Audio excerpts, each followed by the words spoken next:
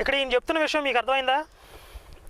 వీలైనంత వరకు నేను కృష్ణుడు లోకరక్షుడు అని చెప్పాలి, ఆయన ఏమో యేసు లోకరక్షుడు అని చెప్పాలి తప్ప ఎదుటి వాళ్ళ మీద విమర్శలు చేయొద్దు అని చెప్పి ఈయన చెప్పాడంట. కానీ దానికి విరుద్ధంగా మరి మొదటి 40 నిమిషాల్లో విపి రెడ్డి శ్రీకృష్ణుడి మీద దాడి చేశాడు కదా ఎంతసేపును. యేసు లోకరక్షుడు ఎక్కడ చెప్పాడు? చెప్పలేదు కదా.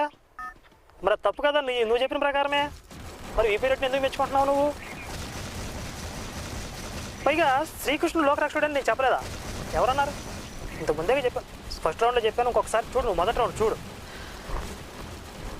నేను శ్రీకృష్ణుడి గురించి వివరించాను, ఆయన లోకరక్షుడు అని చెప్పాను అనడానికి ఒక పెద్ద సాక్షి ఏంటో తెలుసా?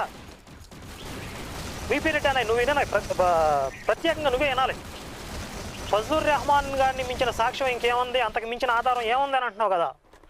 అంతకు మించిన సాక్ష్యం నా దగ్గర ఉంది.